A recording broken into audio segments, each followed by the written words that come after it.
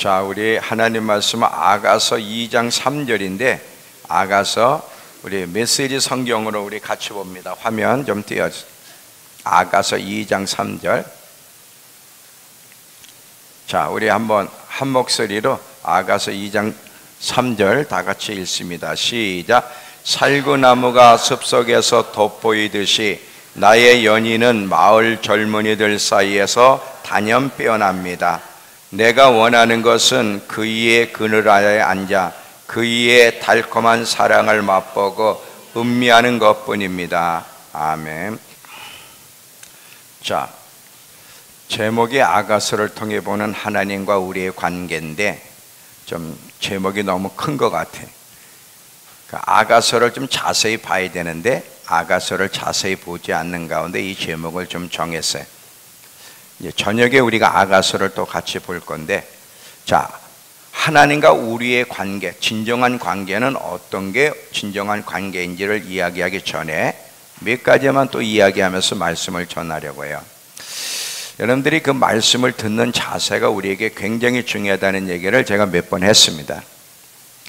하나님 말씀을 들을 때는 경외하는 마음으로, 말씀을 들을 때 그냥 가볍게 듣는 사람하고 그 말씀이 떠는 경외하는 마음으로 말씀을 듣는 거하고는 전혀 달라요. 하나님은 말씀을 들을 때 경외하는 마음으로 말씀을 듣는 자를 주목하시고 그를 찾으신다 그랬어요. 그게 이사야 66장 2절의 말씀. 여러분 시편 119편 24절에 가면 다윗이 이런 고백을 해요. 시편 기자가 주의 말씀이 나의 즐거움입니다 그래요. 또 아가서 1장 2절에 보면 내게 말씀으로 입맞춰 주십시오. 당신의 사랑의 포도주보다 뭐라고요? 낫다 그래요. 이게 무슨 얘기예요? 지금 이 신부들, 다윗도 그렇고 아가서에 나오는 하나님의 자녀들, 신부들이 뭐에 대한 열망을 가지고 있는지 보세요. 하나님의 말씀이 그의 즐거움이라는 거예요. 하나님 오늘도 주님의 말씀으로 나를 찾아와 주십시오. 당신의 말씀이 나의 즐거움입니다. 당신이 나에게 말씀으로 찾아오시는 것이 세상의 어떤 즐거움보다 더 좋습니다. 이런 자세로 말씀을 들어야지 그냥 가볍게 말씀을 듣는 사람들은 아무 소용이 없어요. 이 말씀을 듣는 자세들이 굉장히 중요해요. 오늘 하나님이 예수 그리스도를 통해 구원한 이 신부의 참모습이 뭔지를, 그리고 이 참모습을 왜 회복해야 되는지를 오늘 좀 또 이야기를 하려고 해요. 하나님 말씀이 즐거움이 돼야 돼. 하나님의 말씀이 즐거움이 되지 않고 이 말씀의 실증을 느낀다면 절대 하나님은 그 사람을 만나주지도 않고 타치하시지도 않을 거예요. 내가 어떤 자세로 주님 앞에 나가느냐가 굉장히 중요하죠. 그래서 말씀을 듣는 자세가 참 중요한데, 만약에 여러분들이 하나님의 말씀에 대한 즐거움도 없고 경외하는 마음도 없이 그냥 덜렁덜렁 주일이니까 왔다 그러면 그거 정말 회개를 해야 돼. 그런 자세를 가지고는 하나님을 만날 수가 없어요. 또 하나는 하루하루의 시간을 낭비하지 말라는 거예요. 제가 저번 시간에도 이야기했지만 하루하루의 시간은 굉장히 중요한데, 이제는 이방인의 때가 끝나고 하나님의 시간표, 주님의 재림의 시간표로, 환란의 시간표로 들어가고 있다는 사실을 제가 이야기했어요. 굉장히 빠르게 움직여요. 여러분이 몰라서 그래요. 지금 굉장히 빠르게 시간, 하나님의 때를 향해서 빠르게 움직이고 있는데 그걸 왜 못 느끼느냐면 육신의 것에 붙잡혀 있기 때문에 그래요. 누가복음 가보세요. 누가복음 21장 34절에서 36절까지 보시면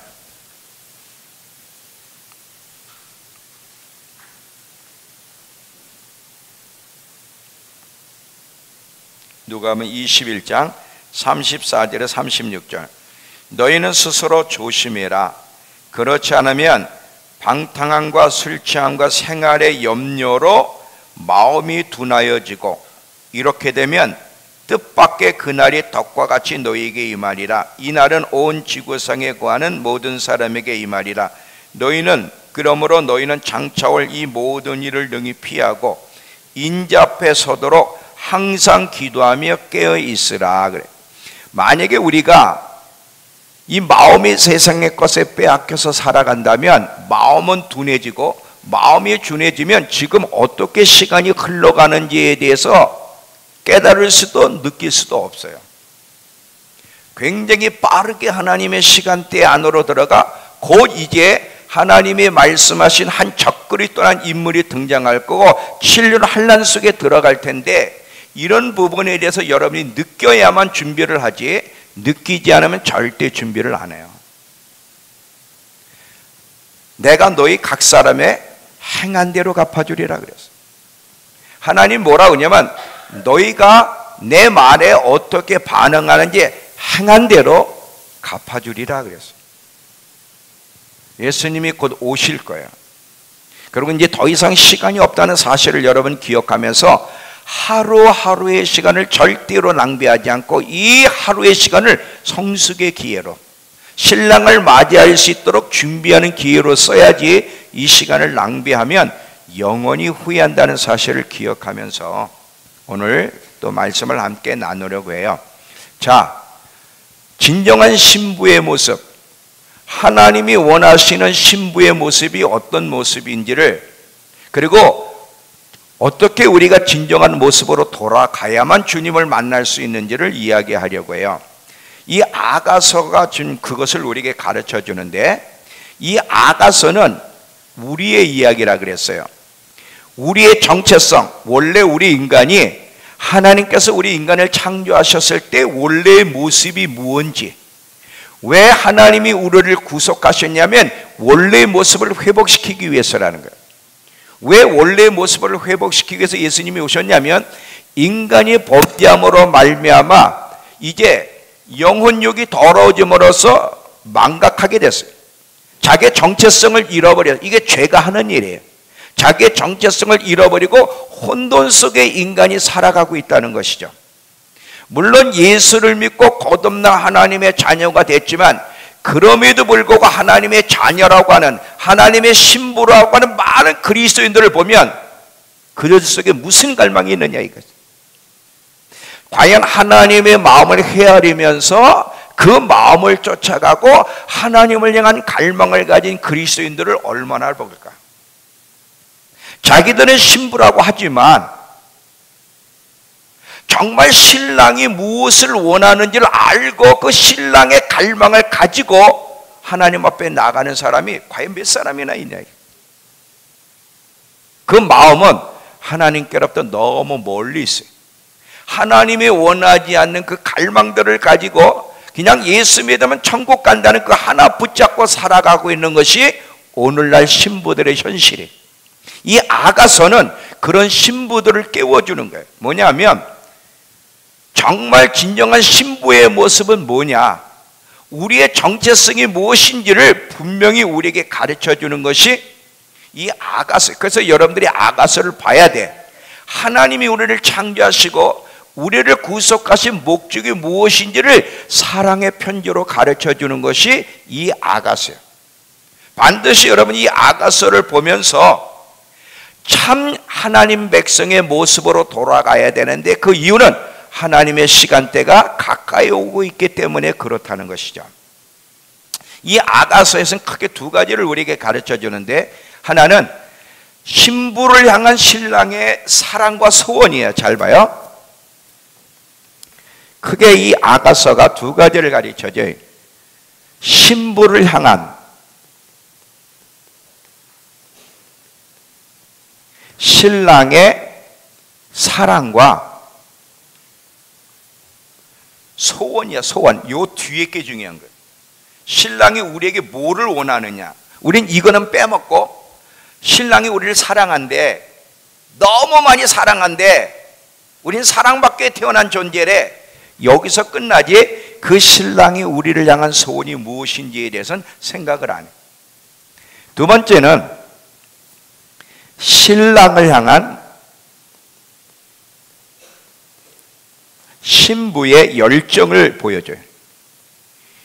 이 두 가지가 아가서에서 우리가 배워야 될 내용이에요.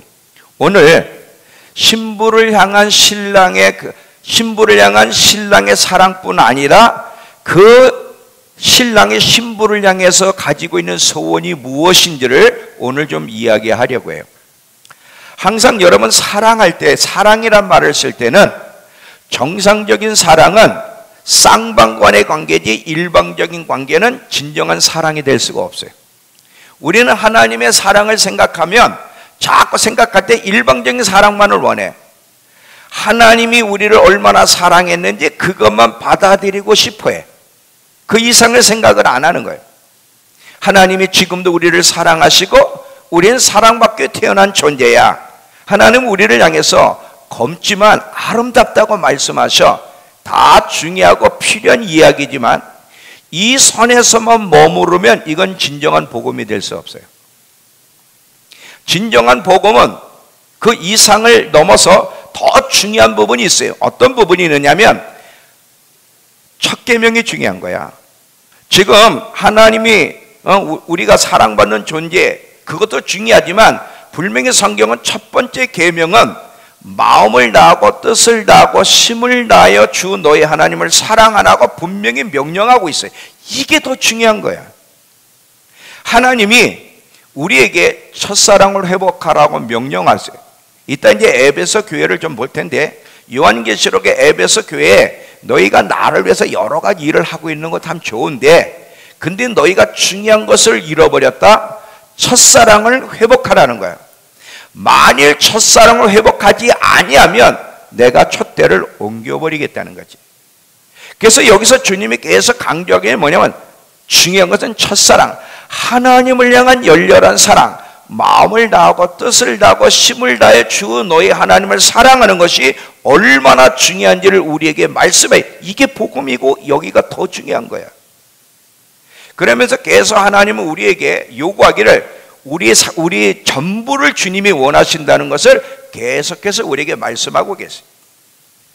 또 성경은 주님이 우리 안에 당신의 거처를 두고 싶어 하시는데, 왜냐하면 함께 살고 싶기 때문에.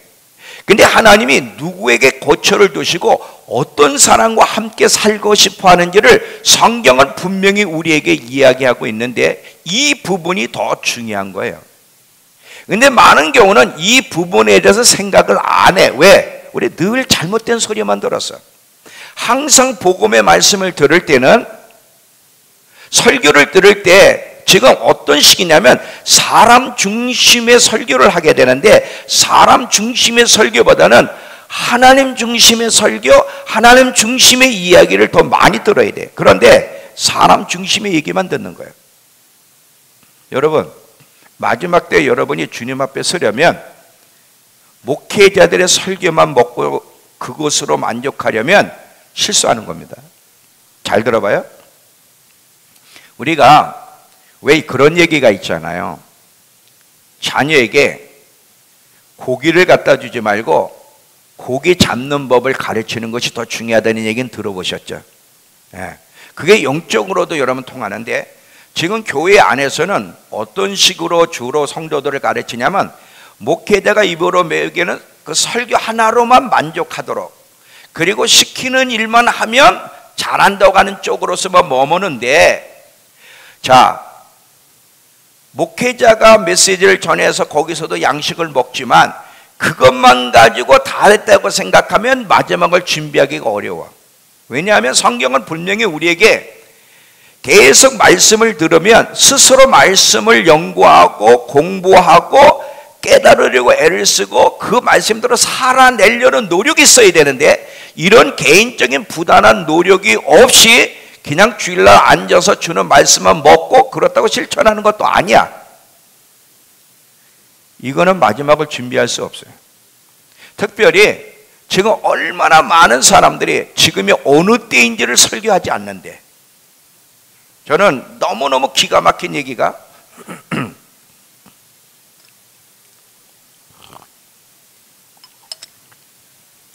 모든 양식에는 때에 맞는 양식을 먹어야 건강해요. 그런데 우리나라에 유명하시다고 하는 분들, 큰 교회를 하신다는 분들을 보면 마지막 때를 얘기를 안 해. 그리고 이 사회에 대한 얘기를 안 해. 과연 저들이 주님과 동행하는 사람들일까? 근데 여러분, 그거를 앉아서 먹어요. 근데 저 소리가 진리의 소리인지 아닌지를 여러분들이 스스로 공부하면서 늘 성령과 친밀한 교제 속에서 분별력을 받고 계속 깨달으려는 노력이 없이 가만히 앉아있게 되면 잘못된 양식을 먹고 잘못된 길에 설 수 있다는 사실을, 이거보다 더 위험한 것이 없어요.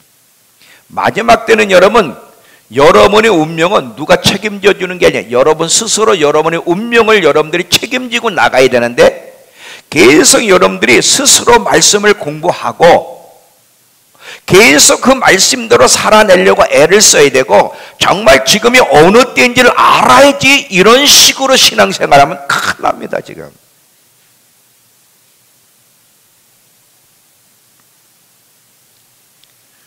오늘날 교회에서 전해지는 메시지의 많은 부분이 사람 중심이에요. 사람이 중심이 아니에요. 항상 기독교는 하나님이 중심이에요. 메시지도 하나님 중심으로 흘러가야 되는 거야. 하나님이 어떤 사람에게 자기 거처를 두시겠다고 했고 어떤 사람에게 자기를 드러내 보이시겠다고 했는지 한번 보겠습니다. 요한복음 14장.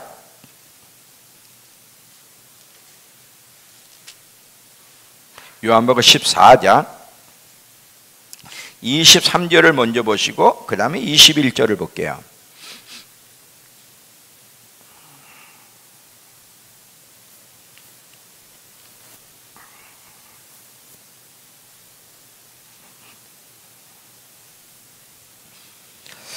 예수께서 대답하여 이르시되 사람이 나를 사랑하면 내 말을 지키리니 내 아버지께서 그를 사랑하실 것이요 우리가 그에게 가서 거처를 그와 함께 하리라. 여기서 거처라고 할 때는 뭐냐면 하나님이 거하시는 장소야.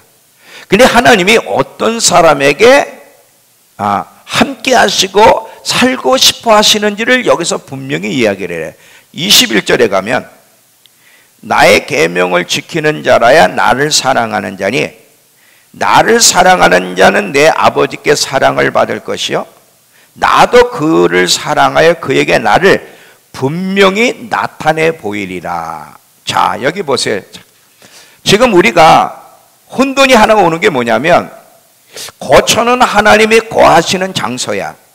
근데 사실 예수를 믿고 거듭난 자녀에게는 성령님이 거하시는 성전이란 말이지. 이게 성경이 얘기하는 거거든. 이미 주님이 우리에게 거처를 두고 계신데 왜 여기서 또 거처를 두신다고 말씀하실까? 이건 무슨 얘기냐 이거지. 자, 잘 들어보세요. 법적으로는 예수를 믿고 거듭나게 되면 하나님이 성령으로 우리 안에 와 계셔서 그분이 거하는 거처가 된 게 사실인데, 그런데 여기서 또 뭐라고 얘기하냐면 어떤 특정한 사람들을 얘기하면서 이런 사람들에게는 우리가 그에게 가서 거처를 함께 하리라. 그와 함께 살 것이다. 이렇게 얘기를 해. 그러면 이 얘기는 무슨 뜻인가 이게? 자, 이걸 제가 예를 하나 드릴게요. 잘 들어보세요. 우리가 이제 여자와 남자가 결혼해서 부부가 되죠. 그럼 부부가 되면 한 집에서 삽니까 안 삽니까? 한 집에서 살아요. 한 집에서 살지만 만약에 이런다면 더 이상 그 부부가 사랑하는 관계가 아니야. 보기만 하면 지긋지긋해. 그러면 함께 있고 싶은 마음도 함께 살고 싶은 마음도 없다고 한다면 이게 부부애 아니에요. 그리고 이런 일이 가능할 수 있습니까 없습니까? 아니, 어려운 얘기 아니에요. 뭐 퀴즈 얘기하는 게 아니에요. 그냥 이게 가능하잖아요. 이런 일이 있을 수 있잖아요. 자, 잘 들어봐요. 만약에 여러분 배우자가 여러분을 열렬히 사랑하지 않아, 관심도 없어, 오히려 다른 사람에 더 많은 관심이 있으면 그 사람과 함께 하고 싶습니까? 안 합니까? 그런 사람과 함께 살고 싶습니까? 안 합니까? 안 하지. 하나님도 마찬가지라는 거예요. 잘 들어봐요. 하나님도 마찬가지라는 거예요, 지금. 하나님이 누구와 함께 하고 싶고, 누구와 함께 살고 싶고, 누구에게 당신을 드러내고 싶으냐면 나를 사랑하여 내 계명을 지키는 자라는 거예요. 잘 들어보세요. 하나님은 이 세상의 그 누구보다도 하나님을 더 원하는 사람과 함께하고 싶어하고, 이게 우리의 마음이잖아요. 우리도. 그리고 이 세상의 그 무엇보다, 그 어디서 시간을 보내는 것보다 하나님과 함께하는 시간을 더 좋아하고 하나님과 더 많은 시간을 보내고자 하는 사람에게 당신의 거처를 두고 함께 살고 싶어하고 당신을 드러내고 싶어 한다는 거예요. 이게 성경 이야기예요. 잘 들어봐요. 아까 이런 게 성립된다 그랬잖아요.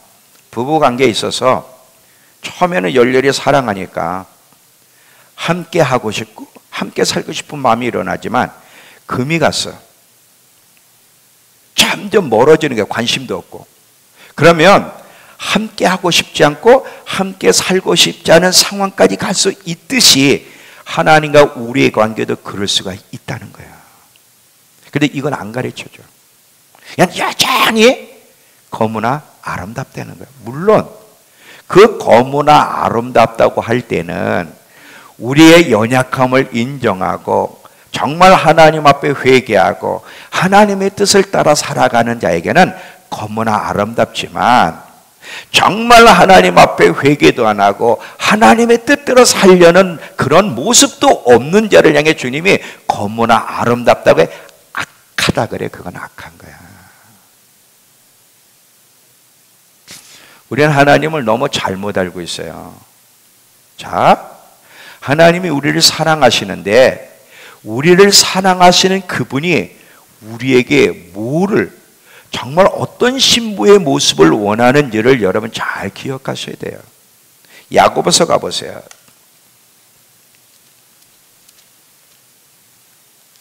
야고보서 4장 8절.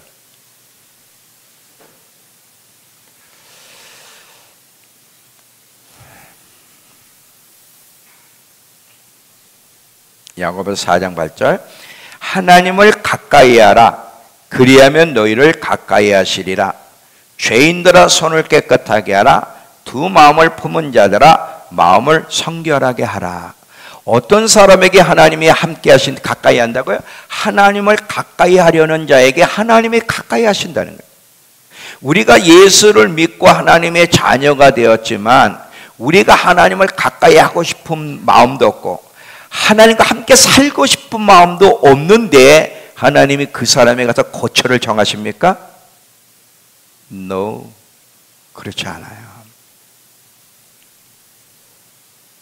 하나님은 단 하루라도 하나님의 임재 없이는 살 수 없는 사람, 매일매일 그 누구보다도 하나님과 함께하는 걸 다 좋아하는 사람과 함께하고 싶지 다른 사람과 함께하고 싶어 하지 않아. 여러분 같으면 함께 하겠냐 이거지. 자, 남원수 집사님이 나를 꼴 보기 싫어해. 예를 드리는 거야. 예를 들어요. 나만 보면 지긋지긋해. 그래서 내가 그건 지긋지긋한데 남원수 집사님한테 오늘 우리 한번 식사하면서 좀 교제합시다 하면 저분이 나를 보면은 지긋지긋한데 내가 만나자고 만나주겠느냐 이거지. 근데 왜 하나님은 그렇게 할 수 있다고 생각을 해요? 네?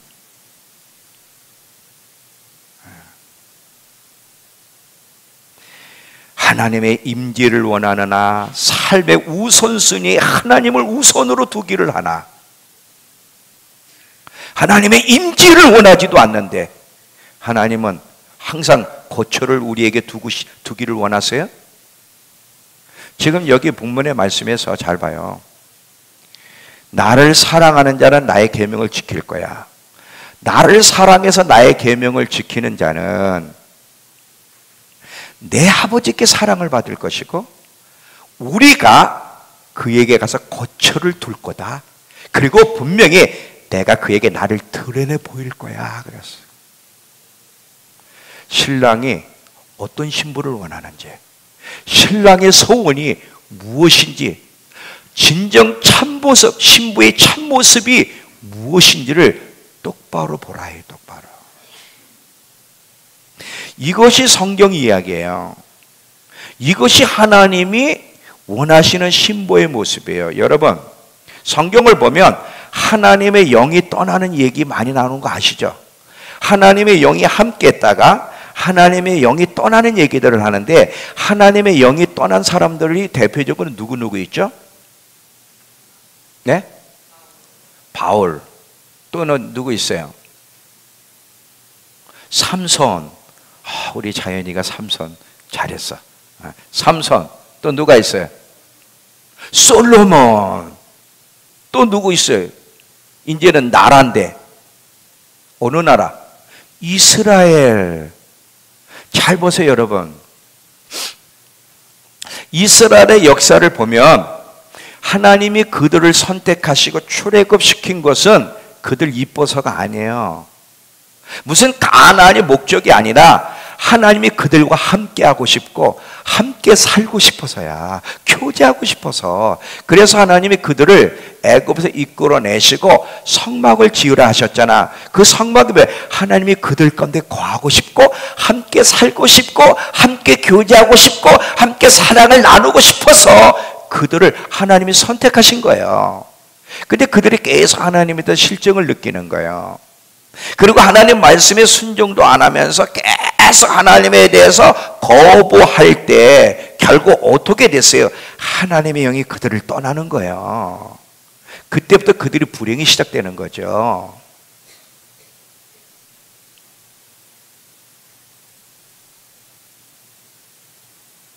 우리는 단순히 믿는 선을 넘어서 하나님이 우리와 함께하고 싶어하는 사람, 함께 살고 싶은 사람이 돼야 되는 거야.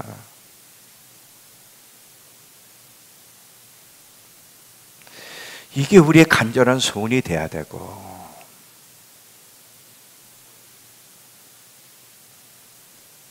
이게 복음이에요. 이런 사람이 신랑을 만나는 거지. 이런 사람이 만찬에 들어갈 거예요. 만찬에 들어갈 거예요.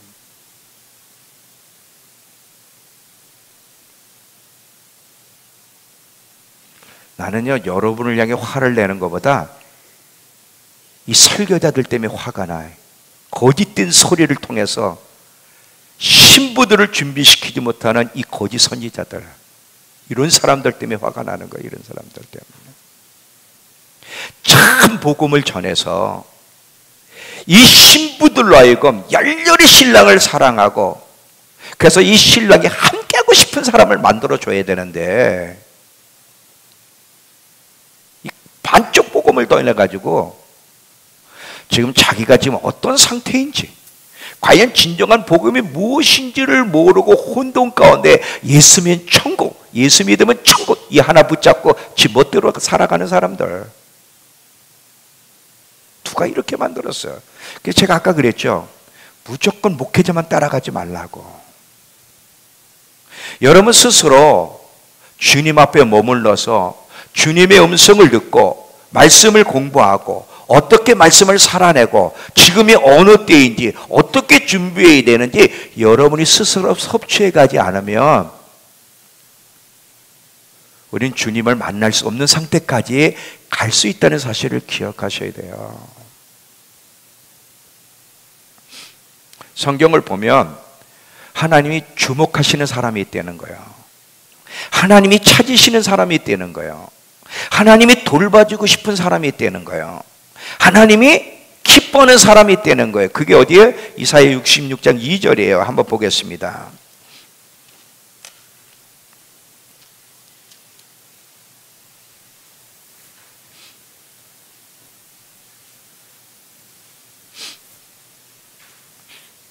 이사야 66장 2절. 나 여호와가 말하노라. 내 손이 이 모든 걸 지었으므로 그들이 생겼느니라. 무릇 마음이 가난하고 심령에 통회하며 내 말을 듣고 떠는 그 사람은 내가 돌보려니와. 참 이 한 구절 이 내용을 가지고 메시지 성경 세 번역 여기 보면 표현들이 다양해. 이 세 종류의 사람에게 어떤 성경에서는 내가 그들을 주목한다 이렇게 되어 있고, 어떤 성경에서는 내가 그들을 찾는다 이렇게 되어 있고, 그 또 어떤 성경에는 내가 그들을 기뻐한다 이렇게 되어 있고, 또 어떤 성경에 내가 그들을 돌봐준다 이렇게. 다 비슷한 얘기예요. 여기서 하나님이 어떤 사람을 주목하고 어떤 사람을 찾고 어떤 사람을 돌봐주고 어떤 사람을 기뻐하는지 명확하게 우리에게 이야기해 주는데, 이걸 결론으로 얘기하면 철저하게 하나님을 의지하는 사람, 하나님을 갈망하는 사람, 다른 것과 함께하기보다 하나님과 함께하고 싶어하는 사람, 다른 곳에서 시간을 보내기보다 하나님과 시간을 보내는 것을 더 즐거워하는 사람, 하나님의 말씀에 떠는 사람, 하나님의 말씀을 기다리는 사람들, 그 사람을 내가 주목하고 그런 사람을 내가 찾고 그런 사람을 발견하면 내가 기뻐하며 그들을 돌봐줄 거다. 그래서 그들을 돌봐줄 거다. 아까 시편 119편 24절에 시편 기자가 하나님의 말씀은 나의 즐거움이요 그랬어요. 그리고 나의 충고자입니다. 자, 시편 가보세요. 시편 119편 24절을 보시면,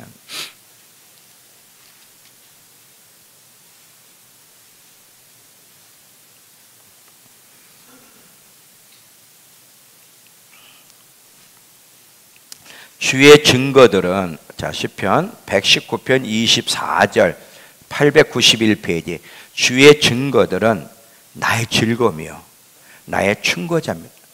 하나님 말씀만이 내 즐거움이고, 그래서 아가서의 그 신부가 내게 입맞춰 달라는 거예요. 말씀으로 입맞춰 달라는 거예요. 오늘도 내게 말씀해 달라는 거예요. 오늘도 내게 충고를 해달라는 거예요. 왜? 당신의 말씀이 나의 즐거움이기 때문에. 신랑이 원하는 신부의 모습이 어떤 모습인지 아세요? 원래 이게 우리의 모습이에요.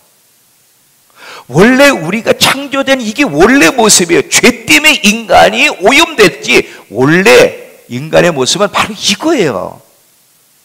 이 참된 모습을 회복시키기 위해서 그 아들 예수 그리스도께서 오셔서 우리를 구원하신 거예요. 원래의 참 모습을 회복시키기 위해서. 그리고 신랑은 이런 참모습을 회복하려는 신부를 데리러 오시는 거예요. 성경에 다윗을 비롯해서 큰 믿음의 사람들을 보면 그들이 큰 일이 찾았던 게 하나 있어요. 하나님을 찾고 참 놀랍죠. 하나님을 찾은 사람들이 한번 찾았으면 끝날 텐데, 하나님을 맛본 사람은, 찾은 사람은 계속 갈급해. 그 다윗이 하나님의 아름다움을 맛봤는데도 시편 27편 4절에 가면 내 평생 하나님의 집에서 하나님의 아름다움을 보며 그 발치 앞에서 당신을 알아가고 배워가는 겁니다. 그 참 이게 우리의 소원이 되어야 되는데, 한 번도 맛보지 못한 우리는 원하지 않고 그 아름다움을 맛본 다윗은 계속 그렇게 찾고 또 찾고 찾고 또 찾고,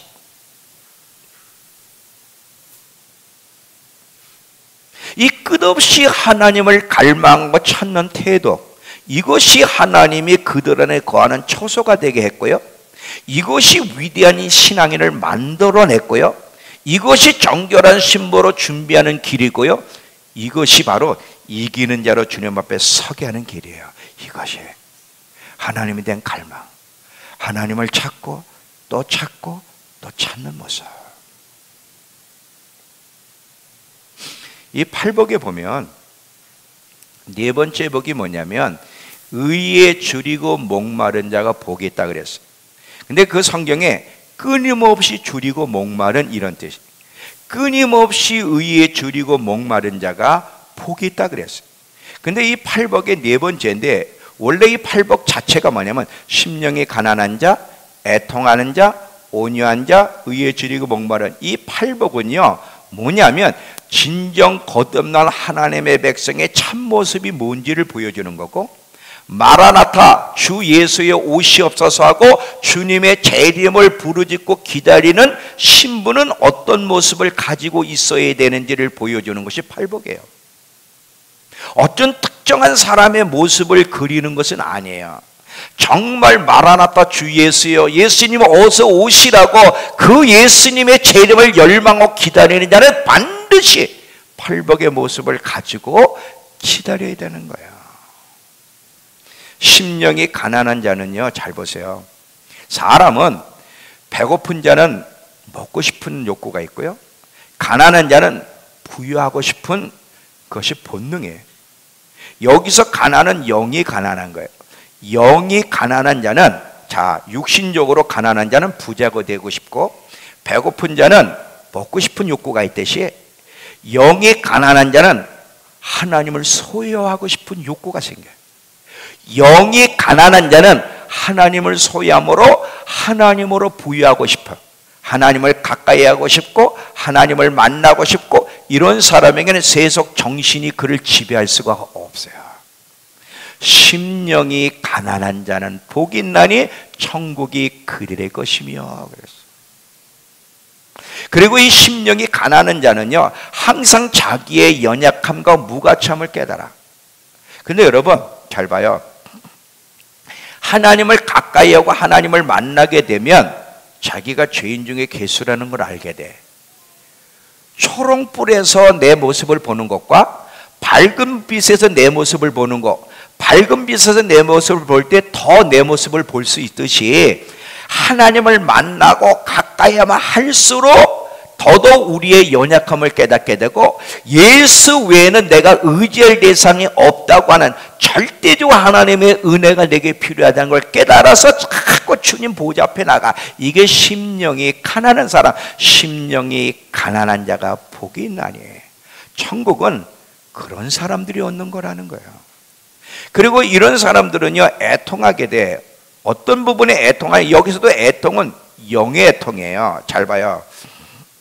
사람이 처음에 주님을 뜨겁게 경험하게 되면 모든 게 감격스러워. 예배도 감격스럽고, 말씀을 들으면 자기 연약함과 죄를 깨닫기 때문에 계속 울게 되고, 그럼에도 불구하고 하나님의 그 용서와 사랑을 느껴서 날마다 울어. 그런데 시간이 지나면서 이 모든 것이 익숙해지기 시작하는 거예요. 신선했고 감격과 감동이 있던 이 예배가 익숙해지면서, 이제는 예배가 익숙해지면서 감격이 사라지고요, 말씀도 늘 익숙하게 되면서 순종하지 않고요, 하나님의 사랑과 자비에 대해서도 익숙해지면서도 그렇게 닮아가려 하지 않는, 이게 무서운 거예요. 이게 무서운 거예요. 모든 것이 익숙해진 틀에 박힌 신앙으로 바뀌어버리는 거예요. 어떤 사람이 복이 있느냐?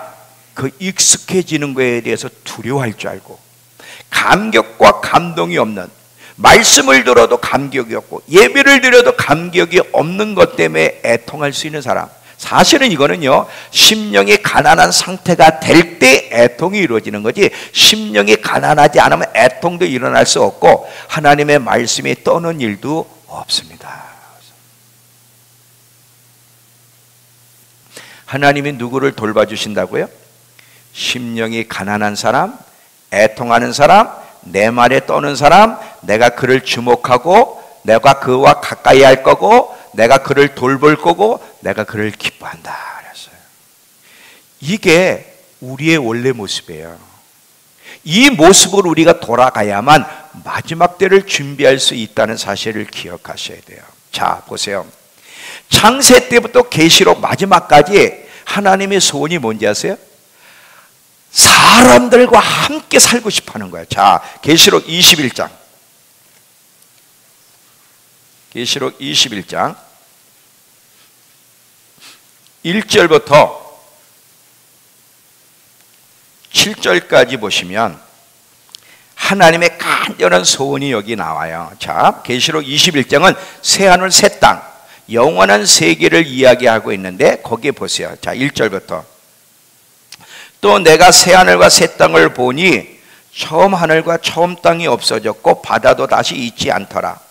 또 내가 보매 거룩한 성 새 예루살렘이 하나님께로부터 하늘에서 내려오니 그 준비한 것이 신부가 남편을 위하여 단장한 것 같더라. 내가 들으니 보좌에서 큰 음성이 나서 이르되 하나님의 장막이 사람들과 함께 있음에 하나님이 그들과 함께 계시리니 그들은 하나님의 백성이 되고 하나님은 친히 그들과 함께 계셔서. 이게 하나님의 소원이야. 영원히 하나님이 인간과 함께하고 싶은 거야. 이게 원래 인간을 창조하셨어요. 근데 인간이 범죄에서 떠났어. 함께 할 수 없는 존재가 됐어. 근데 하나님이 인간을 구원하신 것이 인간과 함께 하고 싶고 함께 살고 싶고 고초를 두기 위해서예요. 그런데도 계속 거듭났는데도 하나님 원하지 않아. 하나님이 우리를 왜 구원하신다고요? 잘 보세요. 영원한 세계 이제 보라, 내가 새하늘과 새 땅을 이제 창조하였느니 그 새하늘과 새 땅에서 뭐해? 이제야 내가 영원히 사람들과 함께 살게 됐구나. 이거예요, 이거. 그렇게 우리와 함께 하고 싶고 우리와 사랑을 나누고 싶고 함께 살아가고 싶어 하시는 그 하나님의 열망 알아요?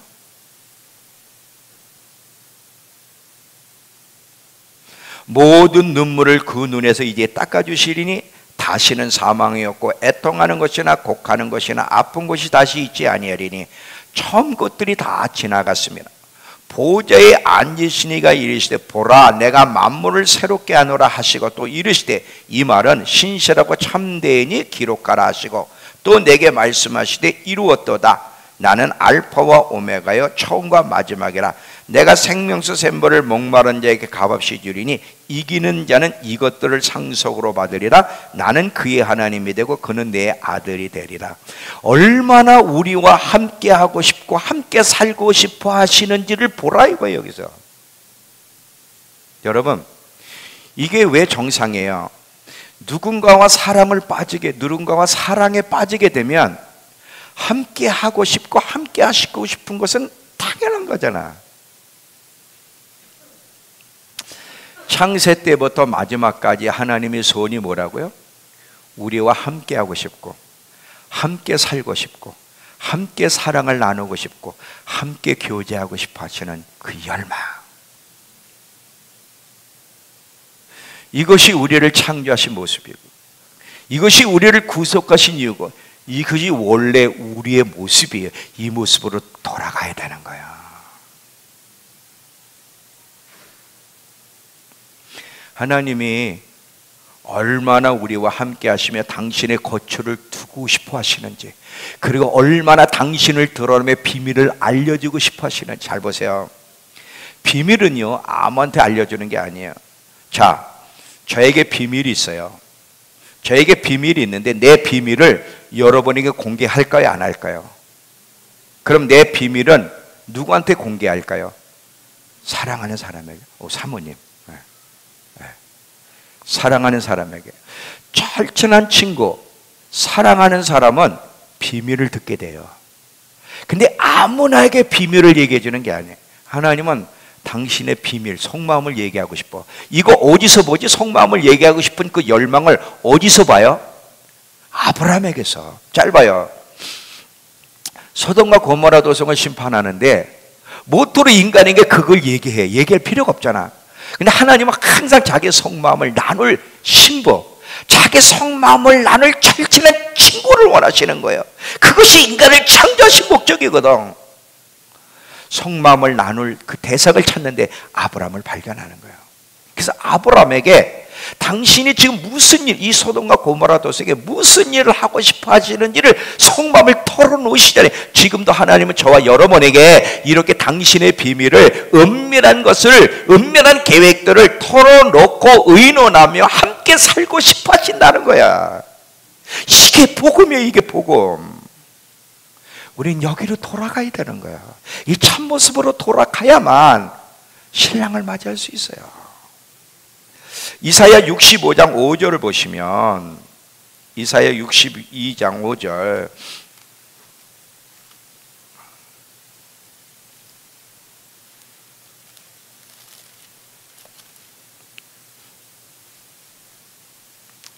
마치 이사야 62장 5절, 마치 청년이 처녀와 결혼함 같이 내 아들들은 너를 취하겠고 신랑의 신부를 기뻐함 같이 내 하나님이 너를 기뻐하시리라. 신랑의 신부를 기뻐함 같이 내 하나님이 너를 기뻐하시리라. 이 말을 여러분, 그와 하나님이 우리를 기뻐하신데 이거로 끝나면 안 돼. 지금 하나님이 신랑의 신부를 기뻐함 같이 하나님이 우리를 기뻐하시는 이유가 뭐예요? 우리와의 친밀함을 기대하기 때문에 그러는 거예요. 자, 신랑이 친밀한 대상을 찾아왔기 때문에 그 신부를 기뻐하듯이 하나님이 우리를 기뻐하시는 이유는 그냥 맹목적으로 우리는 관심이 없는데 기뻐하는 게 아니라 하나님이 당신과 친밀히 교제할 신부를 찾았기 때문에 신랑의 신부를 기뻐하듯이 하나님은 우리를 기뻐하신다는 거야. 이해가 되세요? 이 말뜻들을 잘 이해하면서 풀어가지 않으면, 단편적으로만 이해하게 되면 사람 중심에서 끝나게 되는 거예요. 하나님은 저와 여러분을 기뻐하세요. 왜 기뻐하는지 알아요? 자연애를 보면서 기뻐하는 이유가 뭐냐면 하나님과 함께 살고 싶은 아이를 발견했기 때문에 그러는 거야. 하나님의 비밀을 이야기해주고 싶고 함께 살고 싶고 함께 하고 싶으면 신부 최자연이가 아니라 김자연이라는 신부를 발견했기 때문에 신랑이 기뻐하는 거지. 아시겠어요? 하나님 우리를 기뻐하세요. 근데 왜 기뻐해? 신부, 친밀히 교제할 신부를 만났기 때문에.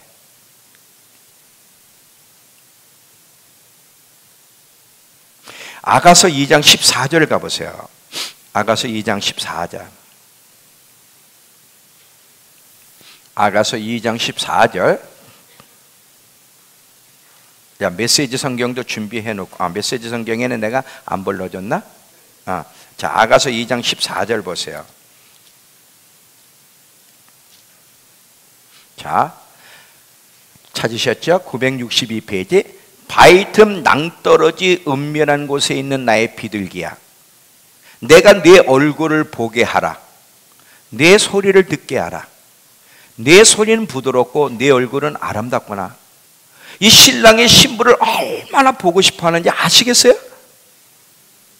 자, 이게 메시지 성경에서는 어떻게 기록하거나 잘 봐요. 어여쁘고 아리따운 나의 연인이여, 이리 나와요.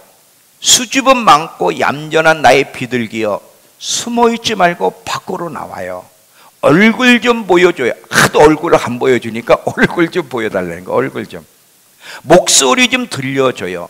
그대 목소리는 내 마음을 진정시키고 그대 얼굴은 내 마음을 황홀케 해요. 그랬어요. 이렇게 신부를 원하는데 신부인 우리는 어떻게 화답을 해?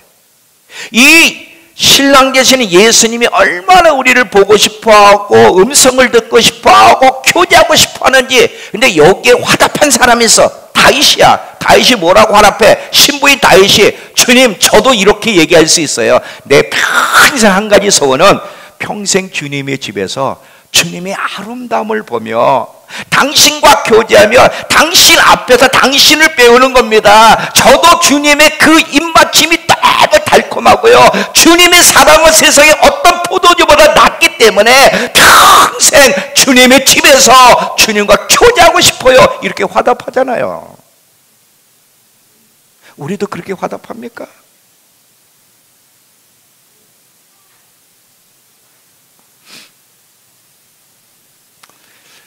이렇게 화답하는 신부를 찾는 거예요, 신랑이 지금. 여러분, 여러분의 배우자가 그걸 기대하는 거 맞잖아요. 여러분도 뭐 때문에 결혼했어요? 결혼관계라는 게 뭐야? 이 쌍방이잖아요. 나만 사랑을 주고 상대방은 나에 관심이 없는데 결혼이 성사가 돼요? 아니잖아.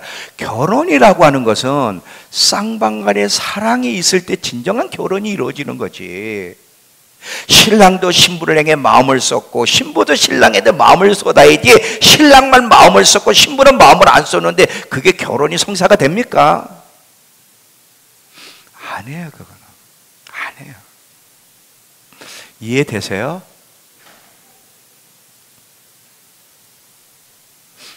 오늘 이 본문의 말씀 아까 아가서 보세요. 다시 한번 잘 보세요. 살구나무가 숲속에서 돋보이듯이 나의 연인, 신랑 되신 예수님은 마을 젊은이들 가운데 단연 빼어납니다. 내가 원하는, 신부가 고백하는 거예요. 내가 원하는 것은 그 신랑 그의 그늘 아래 앉아 그의 달콤한 사랑을 맛보고 그를 음미하는 것입니다. 이랬어요. 우린 아가서의 신부처럼 돼야 되는 거예요. 왜? 이렇게 창조된 존재이기 때문에. 예수님 보고 싶어요. 예수님의 음성 듣고 싶어요. 당신과의 친밀함의 달콤함을 원합니다. 영원히 주님을 함께하고 싶어 한다는 이런 고백, 이것이 바로 결혼이에요. 이것이 바로. 지금도 주님은요, 매일매일 신부인 우리가 그분 앞에 나와 그분께 우리 목소리를 들려주기를 그렇게 기대하는 거예요. 누구보다도 하나님과 함께하는 걸 더 좋아하는 신부. 어디서 시간을 보내는 것보다 하나님과 시간을 보내는 것이 너무 즐겁고 더 많이 시간을 보내고 싶어하는 그 신부를 지금도 고대하면서 신랑 되시는 예수님이 기다리고 계신다는 거야. 이제 결론이에요. 내용이 어렵지 않죠? 돌아가야 돼요. 진정한 모습으로 돌아가야 돼요. 왜? 부패가 뭔지를 얘기해 줄게요. 부패가 뭐예요? 부패. 본질이 변한 거잖아요. 자, 뭐가 부패인가 보세요. 고린도후서 11장 2절. 고린도후서 11장 2절.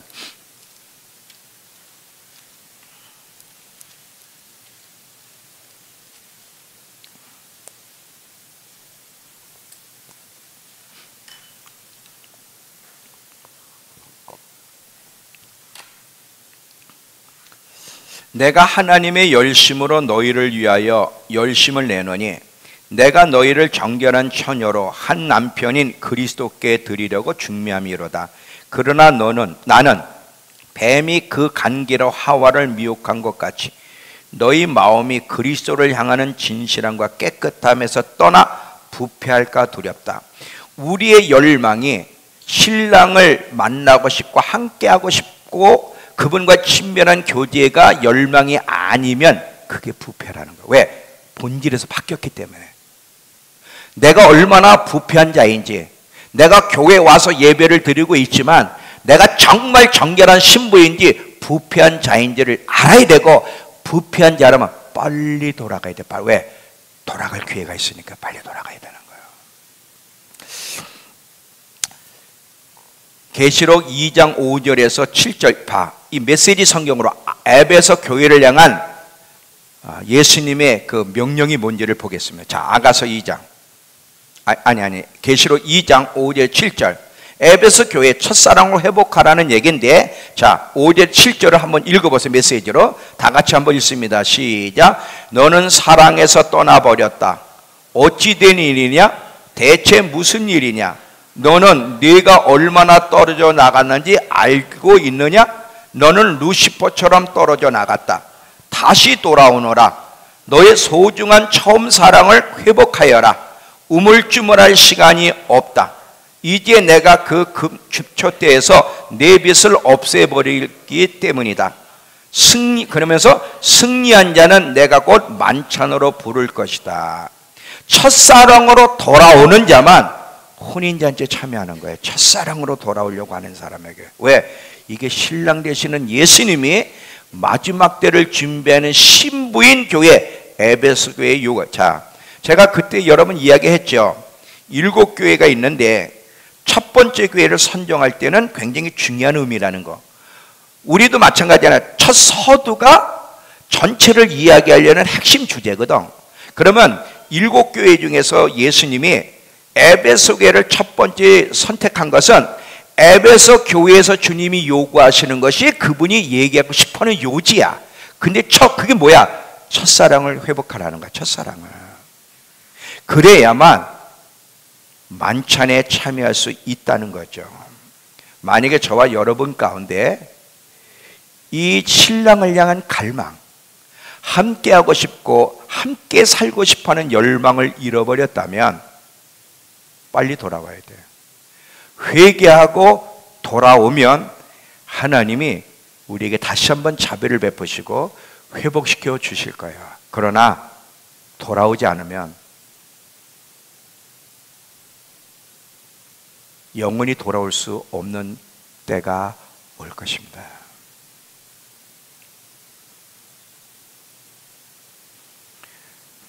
하나님의 시간대로 들어가고 있어요. 우리가 곧 만날 이 마지막 때 환난의 여정은 쉬운 여정이 아니에요. 하나님의 그 사랑의 불이 우리를 붙잡고 있어야만 그 길을 걸어갈 수 있어요. 그래서 아가서 8장 6절 7절에 홍수로도 꿀 수 없고 그 무엇으로도 넘어뜨릴 수 있는 게 하나 있는데 그게 뭐예요? 사랑이라는 거예요. 사랑의 불. 첫사랑으로 돌아오는 자만 마지막을 견딜 수 있지, 첫사랑으로 돌아오지 않는 자는 그 마지막들을 견딜 수가 없어요. 이제 맺습니다. 하나님이 신부인 우리를 너무 사랑해요. 우린 그 사랑을 계속 먹어야 돼. 그러나 그 신랑이 우리를 사랑하는 것만으로 끝나는 게 아니라 우리 신부를 향해서도 신랑을 향해 잘 사랑하는 신부가 되기를 원해요. 왜? 결혼 관계는 쌍방이지 일방이 아니기 때문에 그래요. 이 첫 모습으로 돌아가도록 결단할 수 있는 우리 모두가 되길 축원합니다. 기도합시다. 하나님, 오늘 우리에게 말씀해 주셔서 감사합니다.